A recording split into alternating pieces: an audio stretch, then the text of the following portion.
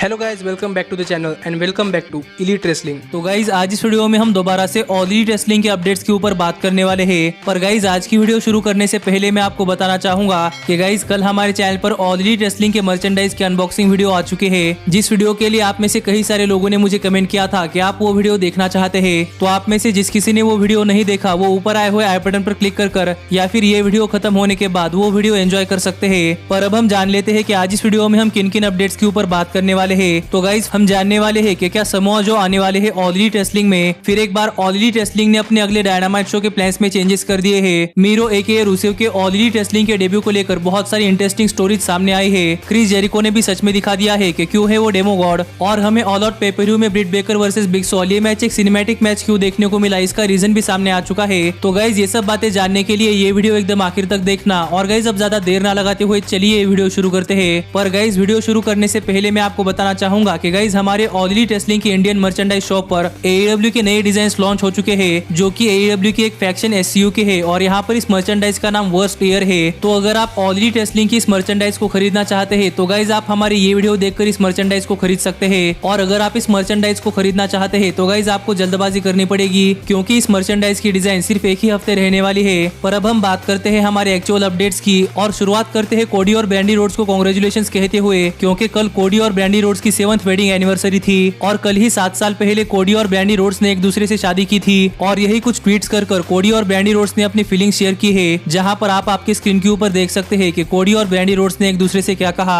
और यही कोडी और ब्रैंडी रोड्स को कांग्रेचुलेशन कहकर अब हम आगे बढ़ते हैं और बात करते हैं हमारे अगले अपडेट की, और जानते हैं कि हमें ऑल इलीट रेसलिंग के ऑल आउट पेपर में ब्रिट बेकर वर्सेस बिग सॉल ये मैच एक सिनेमैटिक मैच क्यों देखने को मिला। तो गाइज अगर आपने हमारी ऑल इलीट रेसलिंग के ऑल आउट पेपर की रिव्यू वीडियो देखी होगी तो आपको पता होगा कि हमें ऑल आउट पेपर में ब्रिट बेकर वर्सेस बिग सॉल ये एक सिनेमैटिक मैच देखने को मिला था, जहां पर बिग सॉल ने ब्रिट बेकर को आराम से हरा दिया था। पर यही इसी मैच को लेकर हाल फिलहाल में कुछ अपडेट सामने आए हैं कि हमें ये मैच एक सिनेमैटिक मैच क्यों देखने को मिला। तो यहाँ पर इस चीज का रीजन ये है कि ऑल इलीट रेसलिंग ने तो कहा था कि ब्रिट बेकर ऑल आउट पेपर तक रेसल करने के लिए टोटली ठीक होने वाली है, पर जब तक ऑल आउट पेपर आया तब तक ब्रिट बेकर रेसल करने के लिए टोटली क्लियर नहीं थी, जिससे कि ब्रिट बेकर एक एक्चुअल रेसलिंग मैच में बम्प्स नहीं ले सकती थी। पर ऑल इलीट रेसलिंग ने कहा था कि ब्रिट बेकर ऑल आउट पेपर में कम्पीट करने वाली है। तो यहाँ पर अपने वादे के ऊपर खरा उतरने के लिए AEW ने ब्रिट बेकर वर्सेस बिग सॉल ये मैच एक सिनेमैटिक मैच बुक किया, जिससे कि ब्रिट बेकर को भी इस मैच में कुछ ज्यादा बम्प्स लेने की जरूरत ना पड़े और ब्रिट बेकर ये मैच आराम से रेसल कर पाए। तो यही एक रीजन था कि हमें ऑल इलीट रेसलिंग के ऑल आउट पेपर में ब्रिट बेकर वर्सेस बिग सॉल ये सिनेमैटिक मैच क्यों देखने को मिला। लेकिन अब देखने वाली बात यह है कि ब्रिट बेकर की हालत कब तक ठीक होती है और ब्रिट बेकर कब तक रिंग के अंदर आकर एक एक्चुअल रेसलिंग मैच रेसल कर सकती है, जिसके बारे में तो अभी तक ऑल इलीट रेसलिंग ने कोई भी अपडेट नहीं दी है। लेकिन गाइज अब हम आगे बढ़ते हैं और बात करते हैं हमारे अगले अपडेट की, और जानते हैं कि मीरो एके रूसेव के ऑल इलीट रेसलिंग के डेब्यू को लेकर कौन कौन सी स्टोरी सामने निकल कर आ रही है। तो गाइज अगर आपने हमारा लास्ट ऑल इलीट रेसलिंग के डायनामाइट शो का रिव्यू वीडियो देखा होगा तो आपको पता होगा कि मीरो एके रूसेव का ऑल इलीट रेसलिंग पर डेब्यू हो चुका है। पर गाइज हाल फिलहाल में मीरो के ऑल इलीट रेसलिंग के डेब्यू को लेकर काफी सारी स्टोरीज सामने आ रही है कि जब मीरो अपना ऑल इलीट रेसलिंग में डेब्यू कर रहे थे तब मीरो ने जो कपड़े पहने थे वो करीब करीब 2 लाख रुपए के थे, और इतने महंगे कपड़े पहनकर मीरो ने अपना ऑल इलीट रेसलिंग पर डेब्यू किया है। पर आपको देखकर लग रहा होगा कि मीरो के कपड़े उतने भी अच्छे नहीं है, लेकिन मैं आपको बताना चाहूंगा कि गाइज मीरो के कपड़े बहुत ही वेल ब्रांडेड कपड़े थे, जिसके लिए मीरो ने करीब करीब $2,300 खर्च किए हैं। और इस फोटो में भी आप देख सकते हैं कि मीरो ने किस चीज के ऊपर कितने डॉलर्स खर्च किए हैं, जिसे अगर हम इंडियन रुपीज में कन्वर्ट करें तो गाइज वो लगभग 2 लाख रुपए आते हैं। और यही मीरो ने अपने ऑल इलीट रेसलिंग के डेब्यू के आउटफिट पर इतने पैसे खर्च कर दिए हैं, जितने में तो मेरे 4-5 साल के कपड़े आ जाए। पर यही अपने लेटेस्ट इंटरव्यू में बात करते हुए मीरो ने बताया कि मीरो अपने ऑल इलीट रेसलिंग के डेब्यू के ऊपर काफी अच्छा दिखना चाहते थे, इसीलिए मीरो ने अपने आउटफिट पर इतने पैसे खर्च कर दिए हैं। पर अब देखना पड़ेगा कि क्या मीरो को अपने पैसों का रिवॉर्ड मिलता है या नहीं, और उनका ऑल इलीट रेसलिंग का रेसलिंग करियर कैसा होता है। पर यही जो अगली स्टोरी मीरो के ऑल इलीट रेसलिंग के डेब्यू को लेकर सामने आ रही है कि जब मीरो ने अपना ऑल इलीट रेसलिंग में डेब्यू कर एक प्रोमो कट किया था, जिस प्रोमो में मीरो ने कहा था कि वो आज से करीब 5-6 साल पहले ऐसी रेसलिंग कंपनी में थे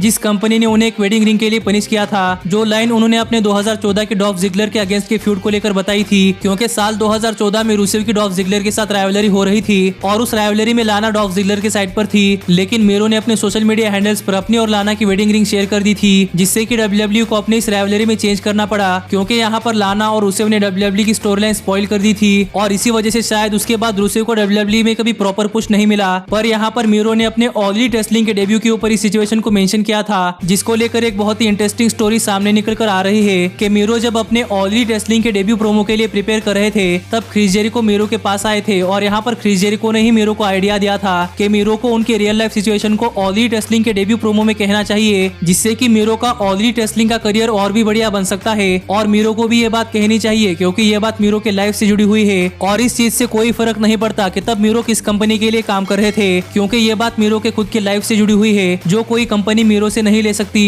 जिसे सुनकर मीरो को तो बिलीव ही नहीं हो रहा था कि क्या वो ऑल एलीट रेसलिंग में ये बात कह सकते हैं या नहीं। पर क्रिस जेरिको ने मीरो को समझाया कि मीरो को ऑल एलीट रेसलिंग में पूरी तरीके से क्रिएटिव फ्रीडम मिलने वाला है, जिस चीज से मीरो तो बहुत ज्यादा सरप्राइज और बहुत ज्यादा खुश हो गए थे। जिसके बाद मीरो ने इस रियल लाइफ सिचुएशन को अपने ऑल एलीट रेसलिंग के डेब्यू प्रोमो में कहा था और सच में मीरो की ये बात कहने के बाद मीरो का ऑल एलीट रेसलिंग का कैरेक्टर कुछ और ही लेवल पर जा चुका है और मीरो के ऑल एलीट रेसलिंग के डेब्यू को लेकर यही तो स्टोरी सामने निकल कर आ रही थी। लेकिन गाइस अब हम आगे बढ़ते हैं और बात करते हैं हमारे अगले अपडेट की और जानते हैं कि कैसे क्रिस जेरिको ने अपने आप को डेमो गॉड प्रूव कर दिया है। तो गाइस आपको पता होगा कि क्रिस जेरिको अपने आप को ऑल एलीट रेसलिंग में डेमो गॉड मेंशन करते हैं क्योंकि क्रिस जेरिको को ही लगता है कि ऑल एलीट रेसलिंग की व्यूअरशिप क्रिस जेरिको के ही वजह से आती है और इसी चीज को हाल फिलहाल में क्रिस जेरिको ने प्रूव भी कर दिया है। क्योंकि गाइस मैंने आपको लास्ट अपडेट्स की वीडियो में बताया था कि इस वीक के ऑल एलीट रेसलिंग के डायनामाइट शो की व्यूअरशिप 1 मिलियन के पार जा चुकी है, जहां पर ब्रॉडी ली और डस्टन रोड्स के नाम पर एक नया रिकॉर्ड हो चुका है कि इस वीक जो ऑल एलीट रेसलिंग के डायनामाइट शो पर ब्रॉडी ली वर्सेस डस्टन रोड्स से मैच हुआ था,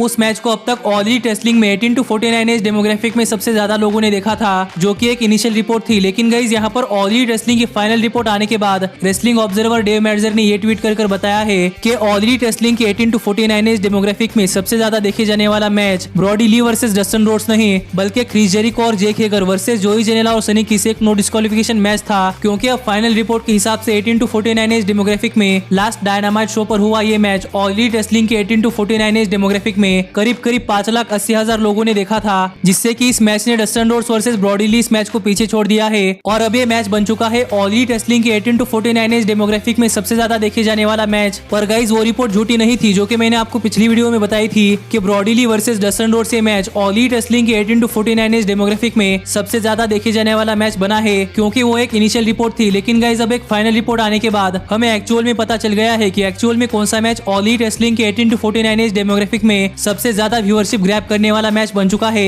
और इसी चीज को सेलिब्रेट करते हुए क्रिस जेरिको ने अपने इंस्टाग्राम हैंडल पर एक फोटो शेयर किया है, जहां पर जेरिको ने एक बार फिर से अपने आप को डेमो गॉड बता दिया है। और कहना पड़ेगा कि क्रिस जेरिको की ये बात सच है और अभी अचीवमेंट ब्रॉडी ली और डस्टन रोड्स के नाम नहीं बल्कि क्रिस जेरिको, जेक हेगर, जोई जेनेला और सनी किस के नाम हो चुकी है। लेकिन गाइस जब हम आगे बढ़ते हैं और बात करते हैं हमारी अगली अपडेट की और जानते हैं कि इस वीक वाले ऑल एलीट रेसलिंग के डायनामाइट शो को लेकर AEW ने फिर एक बार अपने प्लान्स में क्या चेंजेस कर दिए हैं। तो गाइस मैंने आपको लास्ट वीडियो में बता दिया था कि इस वीक होने वाले ऑल एलीट रेसलिंग के डायनामाइट शो को लेकर AEW ने प्लान्स में बहुत सारे चेंजेस किए हैं, जिससे कि हमें इस वीक का ऑल एलीट रेसलिंग का डायनामाइट शो वेडनेसडे की जगह थर्सडे को देखने को मिल सकता है, जो चेंज NBA की वजह से होने वाला था। लेकिन लास्ट अपडेट्स की वीडियो में मुझसे थोड़ी फार गलती हो चुकी थी कि मैंने NBA को NFL समझ लिया था और मैंने थर्सडे को ट्यूसडे कहा था, तो उस चीज के लिए मुझे माफ कर देना। और गलती तो इंसान से ही होती है, लेकिन गाइस मैं आगे से ट्राई करूंगा कि मैं कोई भी गलती ना करूं। पर ऑल एलीट रेसलिंग ने उन प्लान्स में चेंजेस के बाद अब दोबारा से इस वीक वाले डायनामाइट शो के प्लान्स में चेंजेस कर दिए हैं। और मैंने आपको लास्ट वीडियो में कहा था कि अगर NBA का सीजन बहुत ही जल्द खत्म होता है तो गाइस हमें ऑल एलीट रेसलिंग का डायनामाइट शो रेगुलर टाइम पर ही देखने को मिलने वाला है।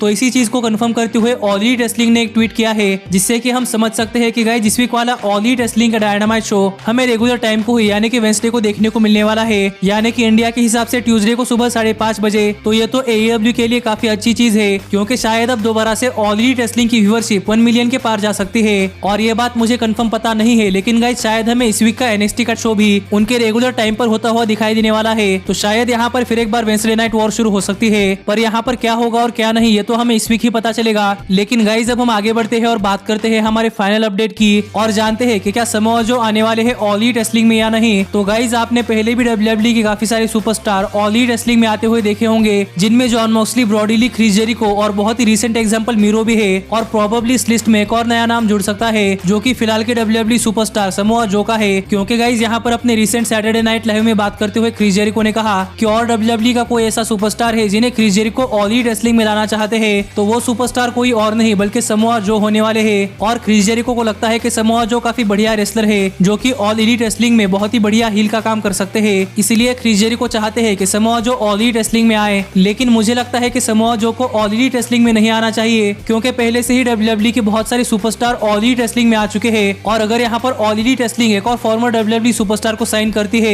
तो आगे चलकर ऑल एलीट रेसलिंग की ही दिक्कतें बढ़ने वाली है और समोआ जो अपने इस एज में भी बहुत ही बढ़िया रेसलिंग कर सकते हैं, पर हाल फिलहाल में समोआ जो काफी बार इंजर्ड हो रहे हैं, इसलिए मुझे लगता है कि ऑल एलीट रेसलिंग को समोआ जो को साइन नहीं करना चाहिए, क्योंकि हाल फिलहाल में समोआ जो काफी बार इंजर्ड हो रहे हैं और वैसे भी अब उनके रेसलिंग करियर के काफी साल नहीं बचे, इसलिए मुझे लगता है कि समोआ जो को AEW में नहीं आना चाहिए। पर वैसे भी समोआ जो का WWE के साथ कॉन्ट्रैक्ट 5 साल का है, तो यहाँ पर समोआ जो के ऑल एलीट रेसलिंग में आने के चांसेस बहुत ही कम है। और आप मुझे कमेंट कर बताइए कि क्या आप समोआ जो को ऑल एलीट रेसलिंग में देखना चाहते हैं या नहीं। और हमारी आज की वीडियो यही तक की थी, लेकिन गाइस अब मिलता हूँ आपसे अगली वीडियो में, पर तब तक stay healthy, stay happy and keep watching elite wrestling. Hey, did you like that video? Click the screen for more. And where do you think you're going? Check out our official merchandise page and to support the entire cast. And thanks so much for being the elite. The elite, the elite. What, Nick, you're not going to sing it all with me this time?